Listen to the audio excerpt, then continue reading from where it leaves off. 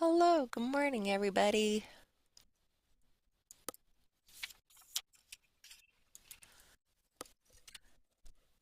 As folks are filing in,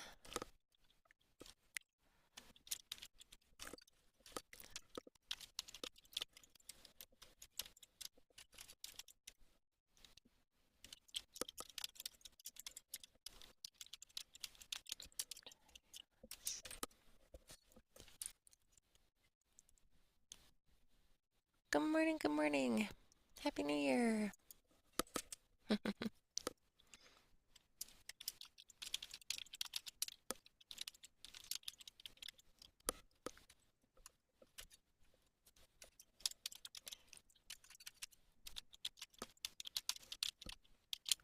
have a question for you guys as you're filing in. Do you have New Year resolutions?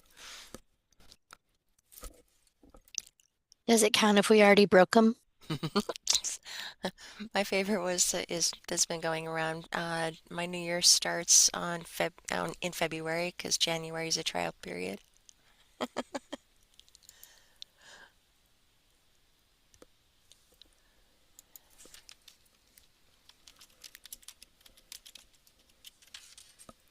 Alrighty.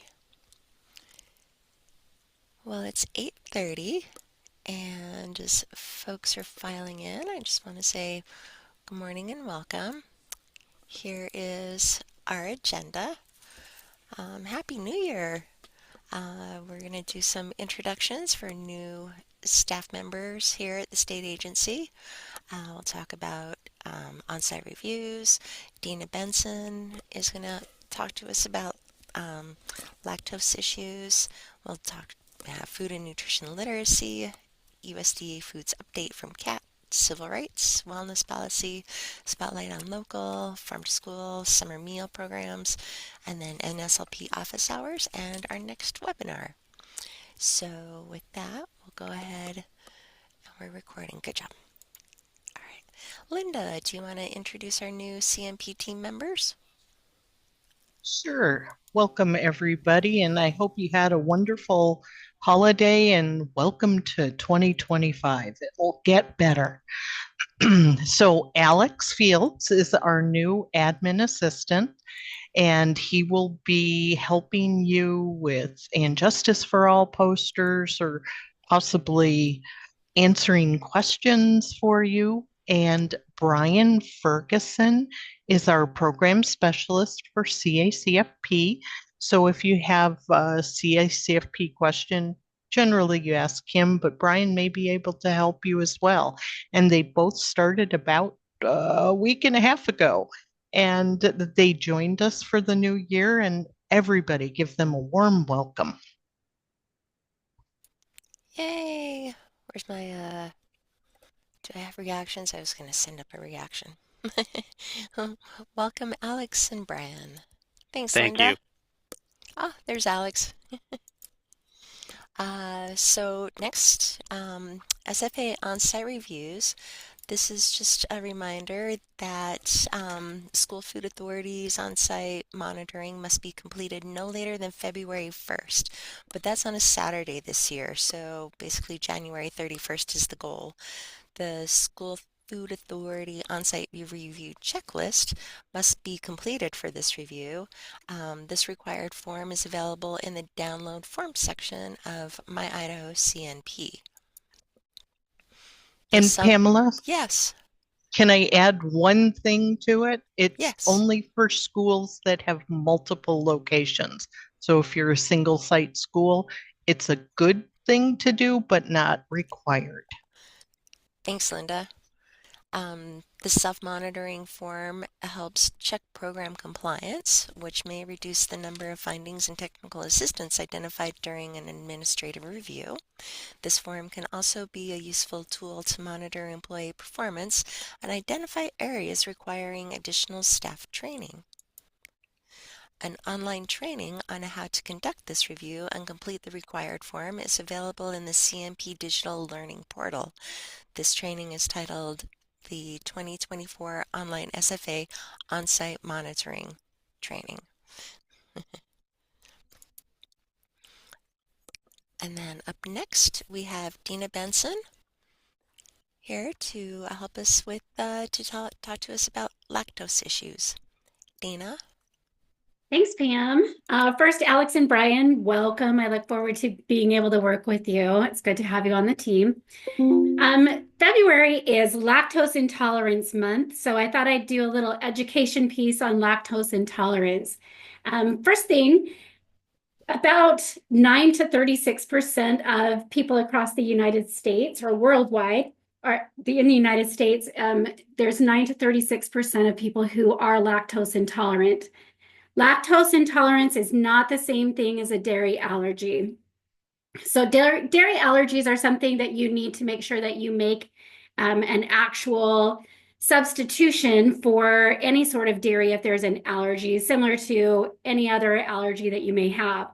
Lactose intolerance is not the same. It's when the enzyme that is used to digest dairy doesn't work as well or isn't as present in the people who have lactose intolerance. There are things that we can do about that. You can start taking smaller portions of lactose and your body will begin to adjust and be able to start tolerating lactose a little easier. We also know that we have quite a few kids in our school meal systems that are lactose intolerant and have dietary changes that need to be made. One of those changes can be lactose-free milk. Next slide.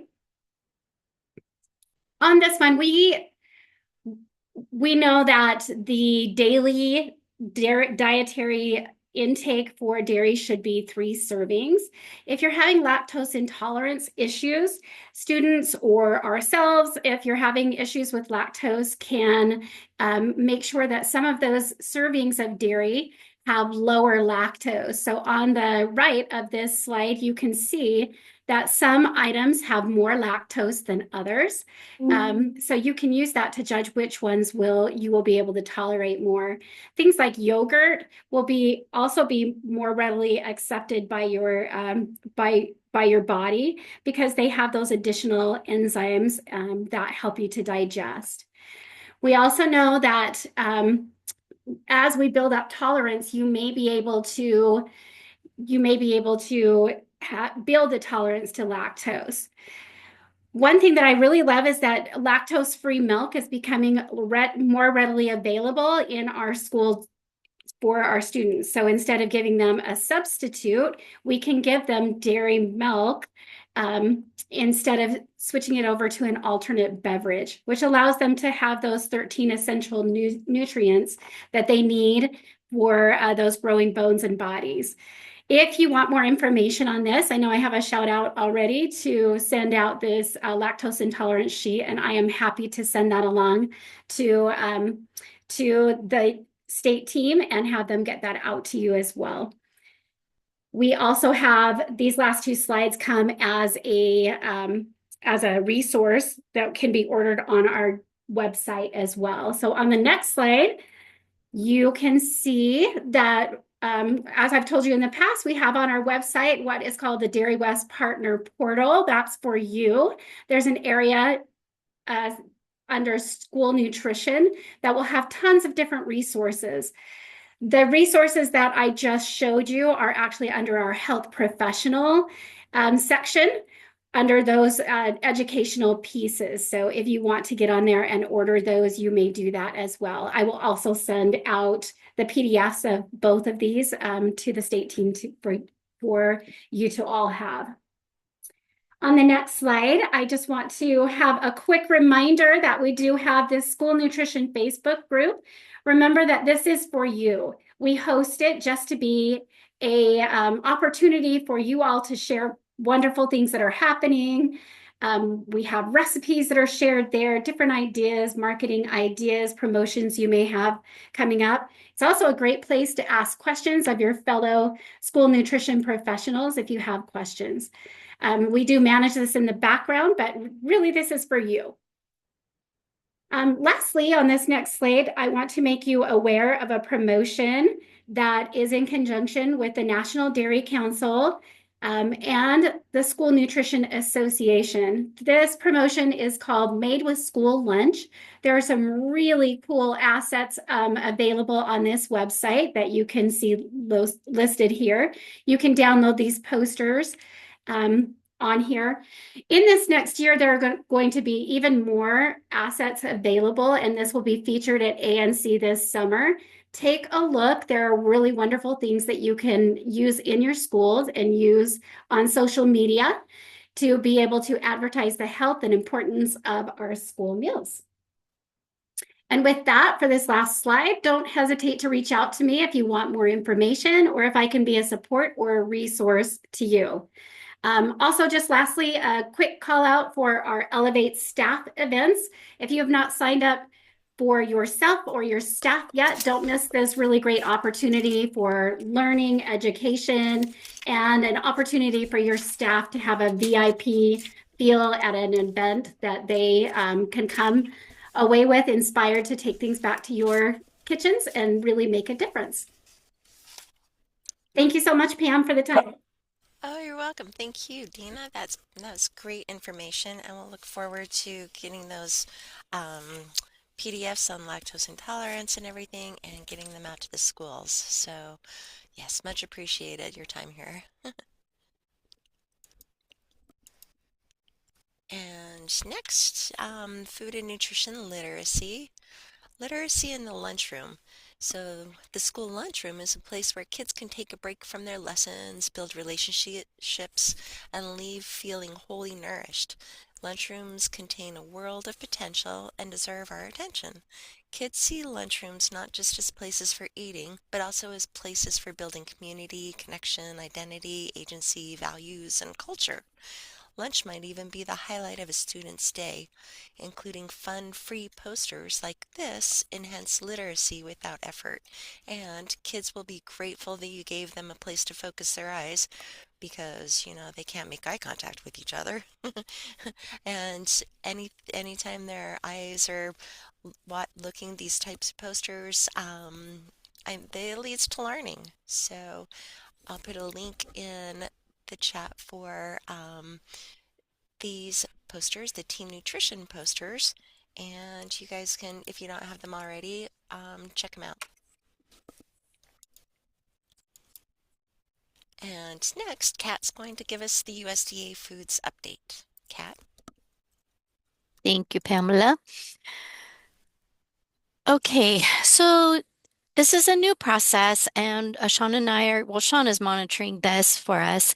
So you have to remember now in favors, you do have to do your receipting, and they are expecting it done within 2 business days. So this became prevalent January the 5th. And so one thing to remember is if a past due receipt exists, the ordering will be locked. And we actually have seen that happen this year. So you want to make sure you're going in, checking your favors. Maybe you have to do it every day, but you need to get those receipts done within 2 business days. They also suggest that you keep your point of contact information up to date and also that you have 2 people who could be able to do the receipting for you. In case one of you are missing, the second person can do that receipting because you don't want to have your account locked. Next slide, Pamela.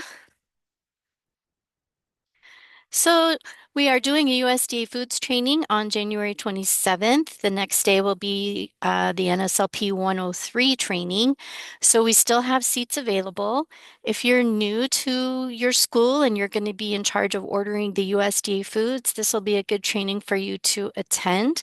We're going to talk about WebSCM, how to access favors. We're going to explain the allocation and use of USDA estimated entitlement. And we say estimated entitlement because, as we know, all prices aren't final until those trucks are purchased. The importance of forecasting. There is an advertisement board in Gold Star for those of you that aren't familiar with that. If you can't use a product that you have and it's in the warehouse, you can put it on an advertisement board, and other RAs that could use that product will be able to take it. And then we'll show you how to run some of those reports. We get a lot of questions asking about the value of commodities received report, and so we'll go through how to run some of those reports.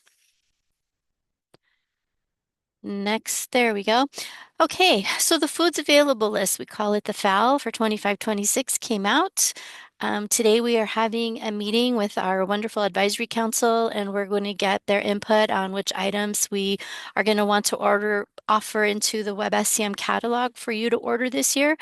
On Friday, we're going to send out a survey to all school districts so that you can have a chance to put your ideas and the things that you might like to see in the catalog that aren't already on the advisory council list.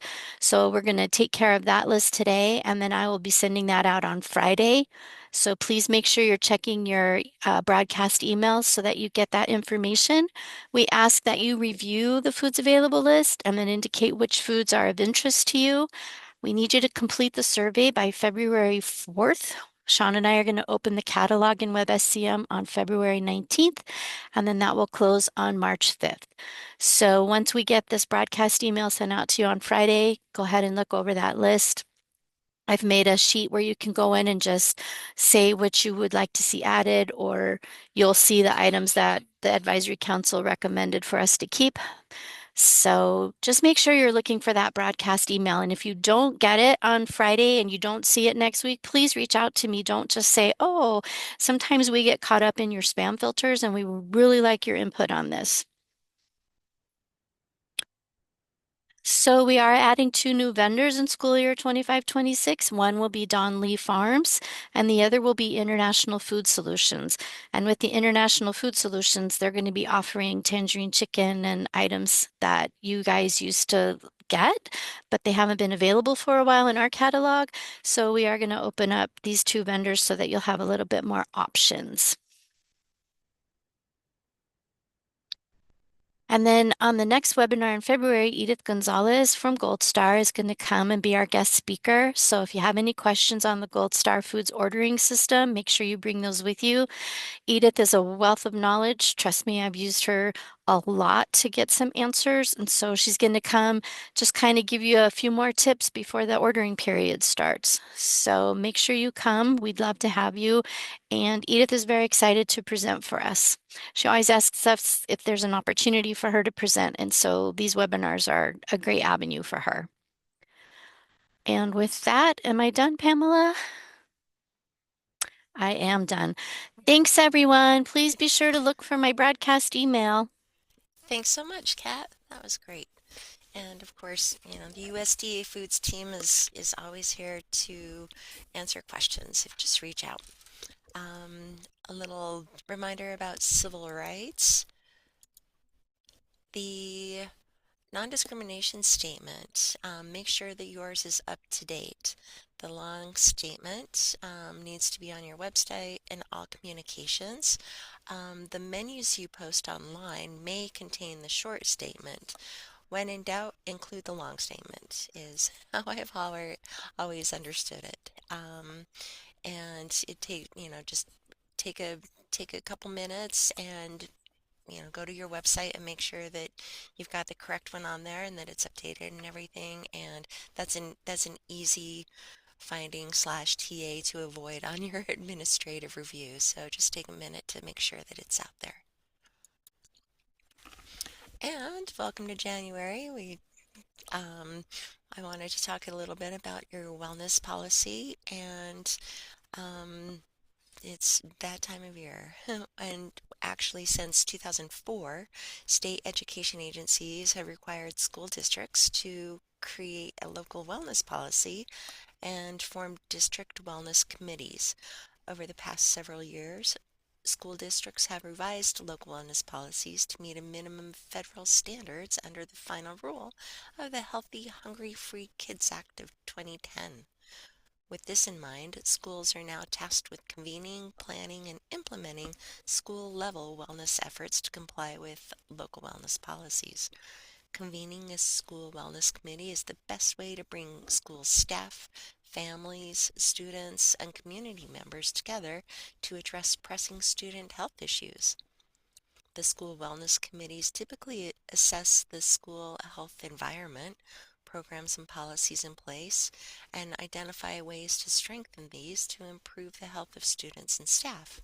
Usually, committees will develop and implement an action plan based on what they learn about the school. They also provide advice and expertise to administrators in the building, provide feedback to the district regarding the implementation of health-related wellness policies and programs. They also report on the content and implementation.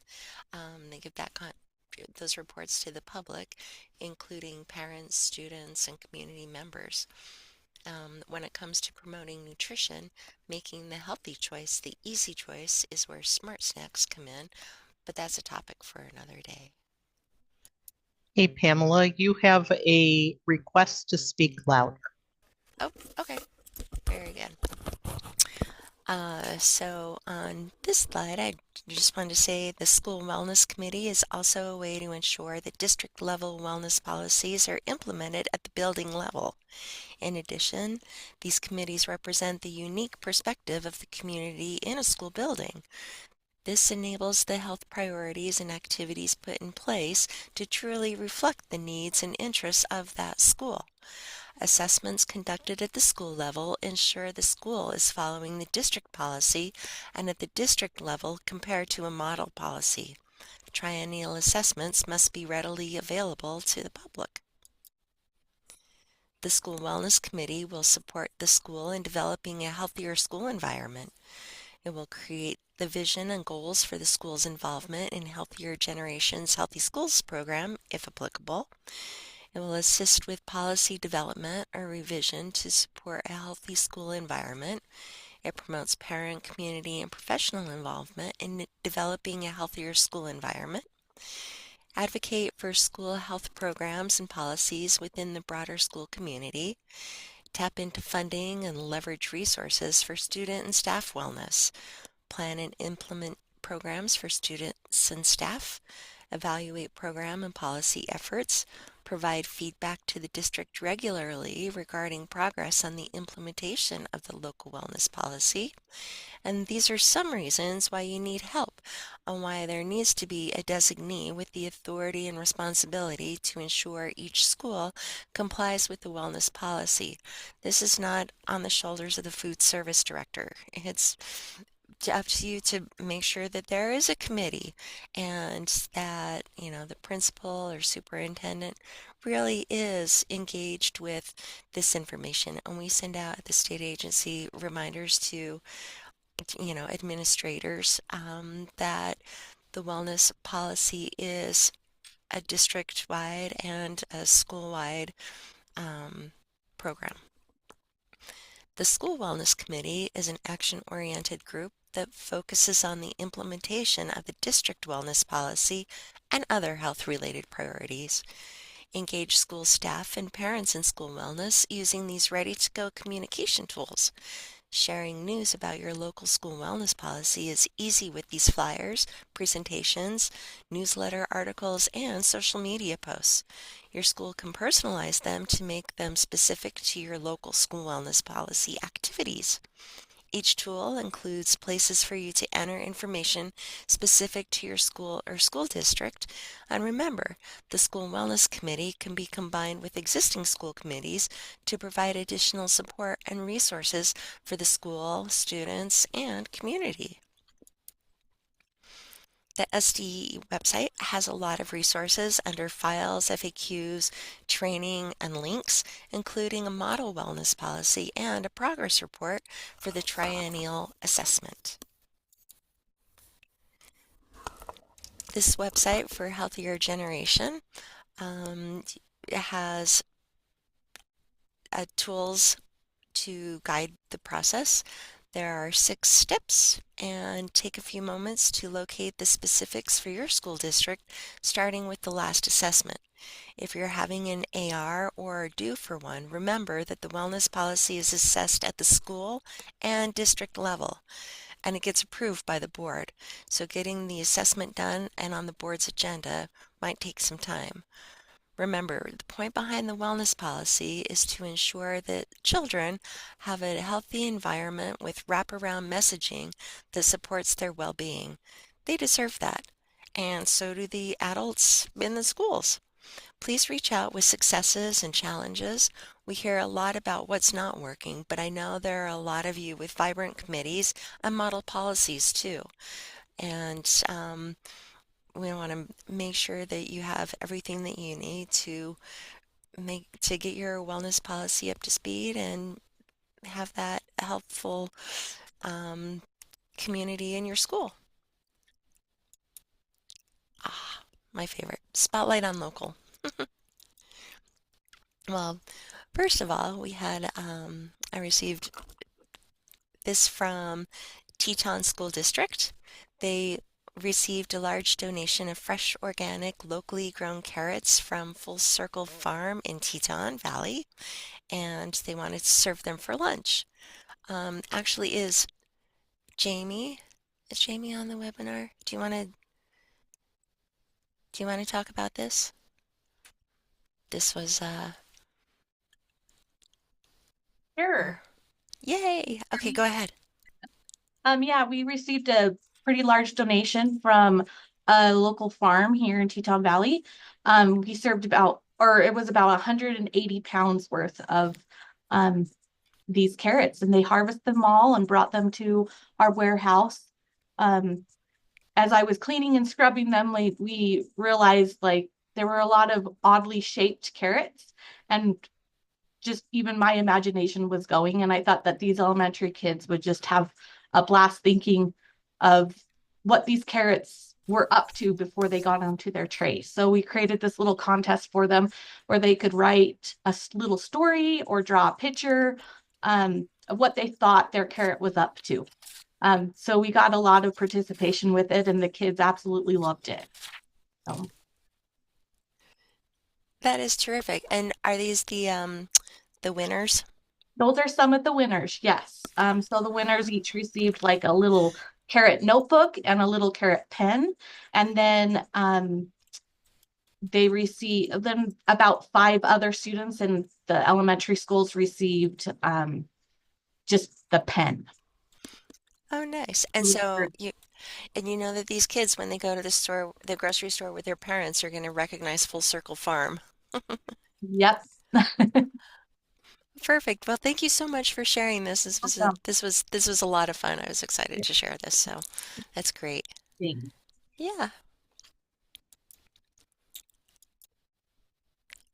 And then the other thing I had is the Bread in the Bag program through the Idaho Wheat Commission is getting going. If you wanted to um, put this on for your school, the person to contact is Jill Cloward over the Idaho Wheat Commission. She's had a list of fourth grade teachers that she's been in contact with. But in case she's missed yours or something, please let her know or pass this along to your fourth grade teachers to see if they want to do it. And remember, the wheat, salt, and oil used to make the bread may be purchased with USDA funds.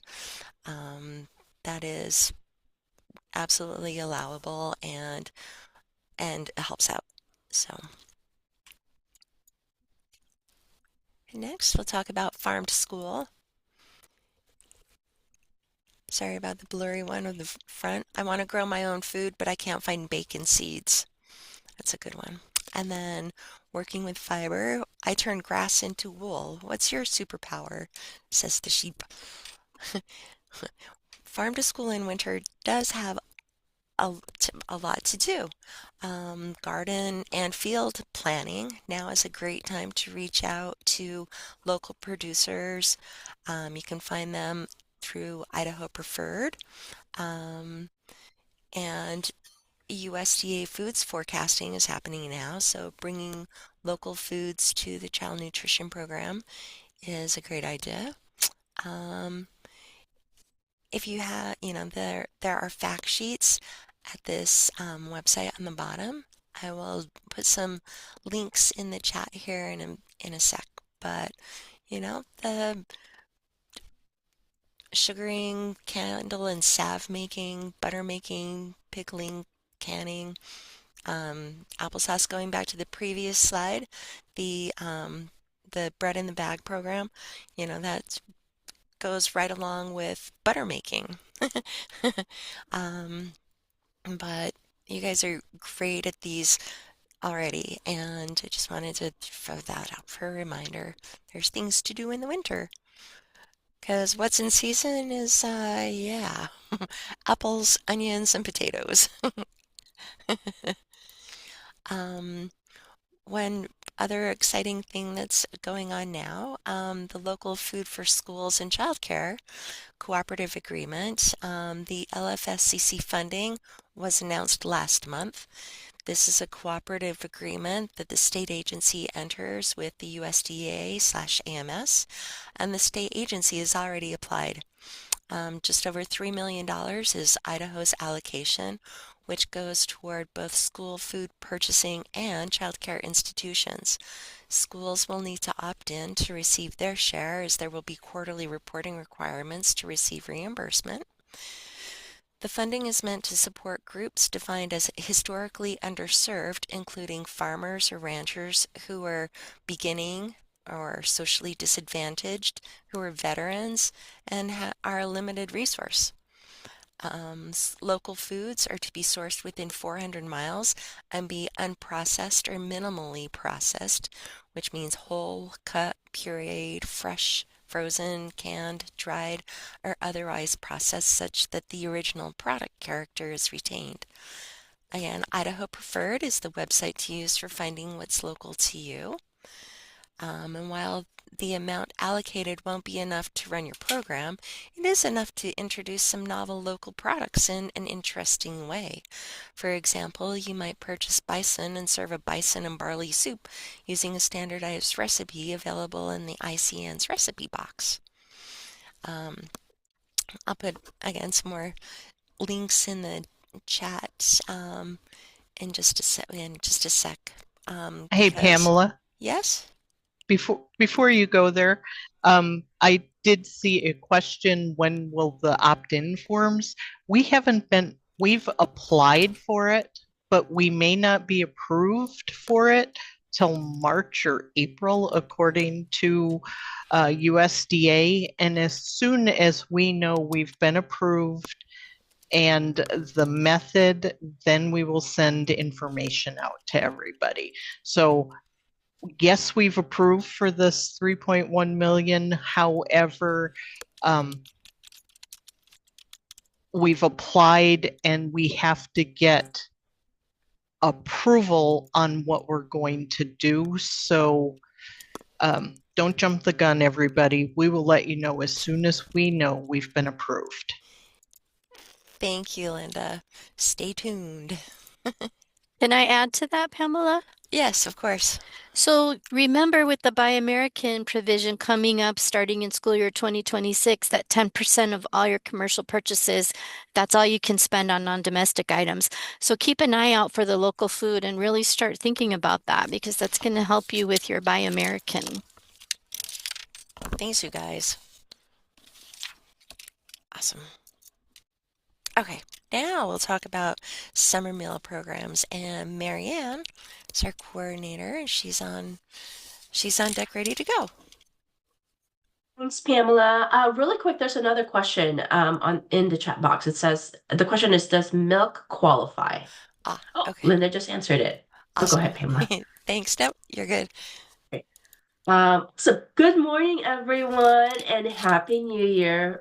First and foremost, I apologize if I sound a little yucky over the microphone. I finally got this cold. I don't even know what's going around, but it has taken me down the past few days. And so trying to recover from it. So again, I apologize if I sound a little yucky.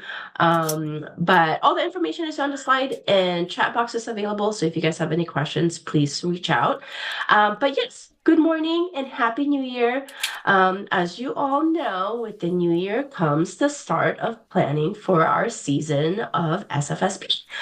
So the state agency is gearing up for our 2025 summer meals operation. So it's a great thing to look forward to, right? When we're getting this really cold weather and thinking about the summer months. I don't know about you guys, but that's my favorite time of the year. School districts interested in becoming a sponsor of the summer food service program should contact us here at the state agency, me specifically, to begin the process of onboarding. Because as you guys can see, our renewal packet, we are anticipating in opening the packet the end of this month slash beginning of February. There are some slight updates happening with the site applications within the renewal packet. So we are just waiting on the finalization of that, on the completion of it. And once that is done, I will send out a broadcast email notifying everyone that the packet is open and ready to begin all of your edits and updates and all of that stuff. And the due date for this year, the renewal packet is due Friday, May 2nd, 2025. Next slide. And then I hope that you all received and reviewed the Save the Date training email I sent out back in December. Mandatory trainings are listed here. As you guys can see, the SFSP 101 trainings are in person. And then the refresher trainings, you guys have been notified the dates of those. You will receive individualized emails if you qualify to take the refresher training, or if you are required to take the SFSP 101 training. For sponsors, the returning sponsors interested in the rural non-congregate meal service operation, there is a required training in order to be approved for this operation. So again, as you guys can see on your slide, these are the dates. So please, if you are even interested in finding out more information about it, please, I highly encourage you to attend the rural non-congregate training on one of these dates to just find out more information, get more knowledge, get more education about it to make your final decision on whether you would like to operate that this summer. As a reminder, the rural non-congregate meal service is defined as allowing children to take meals site. So, as all of my sponsors know on this call, the traditional operation of the program has always been that meals must be consumed on site. Beginning in summer 2024 here in Idaho, we implemented the non-congregate meal service operation for rural communities. So again, I highly encourage you guys to attend the training if you are interested in operating this program, and also for all of our returning sponsors who would like to operate this program, this meal service operation. Again, please attend this required training. Again, as always, eligible school districts are encouraged to contact us here at the state agency to discuss the application process for this type of meal service operation. And next slide, Pamela. Marianne, you had a Yes, ma'am. question. When will training registration be available on the CNP training portal? That's a great question. So once the renewal packet is open and ready to go, out in the same broadcast email, I will notify everyone when the online training videos will become available and when they will be due. Thanks so much for that question. And actually, I think this was my last slide. So you have my contact information on your slide. And as always, as I already mentioned, please contact and reach out to me if you have any questions as we begin the summer 2025 operation. Thanks, everyone. Ah, summer. Thanks, Marianne. It's always great to talk about summer in January. So the NSLP team is holding office hours. They've been exploring ways to provide assistance to sponsors around the state. They had a positive response about offering quarterly office hours for food service directors to network and discuss challenges that you're facing with your programs. They've designed these meetings to be a space for Idaho food service directors to network with others facing similar challenges, to learn how other districts are successfully operating in the NSLP and SBP programs. These office hours will not be trainings led by the NSLP team, but the team will be present to help facilitate the discussion and chime in with regards to regulations, but they won't be creating a formal training. Each office hour session will be tied to a topic of discussion, so you can choose to participate or not, depending on if it pertains to your district's operation. The topic ideas they brainstormed include managing meal debt, managing employees, the local wellness policy, communicating NSLP requirements to other programs, such as counselors, teachers, principals, etc. For example, sharing eligibility status. The first topic is managing meal debt. As this is a new option they're providing, they welcome any feedback on ways to improve these office hours, including topic suggestions for future office hours. Please register if you then. First one is going to be January 30th at 9 a.m. Mountain Time. So if you want to attend and talk about managing meal debt, please register at this link, and I'll put that in the chat.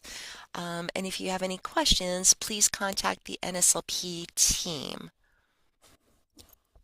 Hold on just a sec. Let me get that. Let me get that link for you. And this also went out in a broadcast email, but I'll put it here for your convenience. NSLP office hours. Whoops. Pamela, while you're doing that, can I just mention something else? Yes. Okay. I see that a few of you have joined late today and you may have missed the information. I just want to let you know that the USDA Foods team is going to be sending out a survey on Friday. We're going to be asking your opinion on the items that you'd like to see in the catalog. And so please be looking for your broadcast email Friday. I know Monday's a holiday, so sometime next week, if you have not received an email from the USDA Foods team, please reach out to us so you can get that information. And if you don't do anything else today, if you will put February 19th on your calendar, that is the day we are going to open the catalog. So you don't want to miss out, because if you don't get your foods ordered, you won't have the option to take USDA foods this year. Thank you. Thanks, Kat. All right. And then, let's see. Okay. There. NSLP Pamela? office hours, managing meal debt. There's the Zoom link in the chat for you. Yes, is that Marianne? Yes, I'm so sorry. I wanted Hi. to just insert just a small tidbit of information too. After Kat mentioned about the catalog opening this year, I wanted to just highlight, because I know that I received a couple of feedback about this last year regarding just multiple due dates happening around the same time.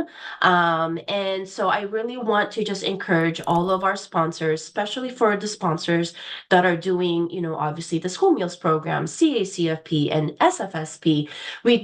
This is the time of the year where we do have multiple due dates near each other, training due dates, catalog opening, trainings happening. And so that was one of the main reasons I wanted to provide the save the date training broadcast email back in December to hopefully help with just organizing and planning for spring of this year on what needs to be completed based on each of the programs that you do. And so please, please, please, I highly encourage you all to look at your dates, to look at your calendar, indicate in there all of the things that you must do, all of the training dates that must be completed, in person, online, catalog opening, because this is the time where things, multiple things seems to be happening all at once. And so we really try to negate that from happening, but oftentimes there's just no way for us to make things due earlier or push it a little bit later just because of the timeline that we are up against. And so again, please pay attention to your calendars, the due dates that are happening, so that all of the things can be met within the required time frame. Thanks, everyone. Awesome reminder. Thank you. Yeah, I'm not quite sure what the question means. It says USDA catalog opening question mark. Does that mean you want to know when it's opening, or do you want to know what a USDA catalog opening is? If you could clarify that.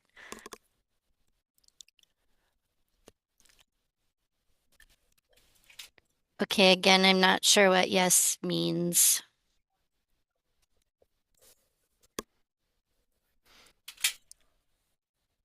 The USDA Foods Catalog is opening what date?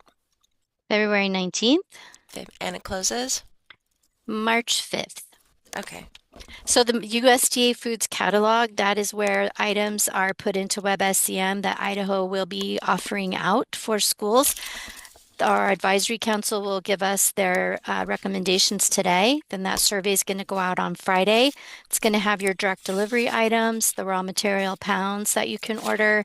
And it's imperative that you get your ordering done between February 19th and March 5th because we order for the entire school year.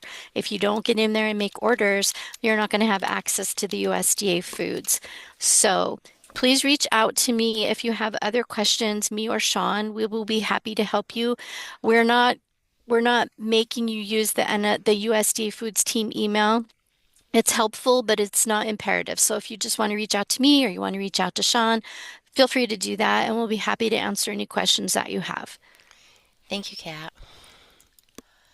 And that brings us to the end. The next webinar will be February 19th. Um, but February 1st, remember, is the SFA on-site reviews due date. February 10th, get your reimbursement claims. Also, February 10th is the second review of apps report. If it's required, that's when it's due. And then February 28th, update employee professional standards logs, as per usual. SAR long USDA non-discrimination statement, and the ways that you can reach us by phone. And that's all I have. Thanks, everybody. We'll see you next month.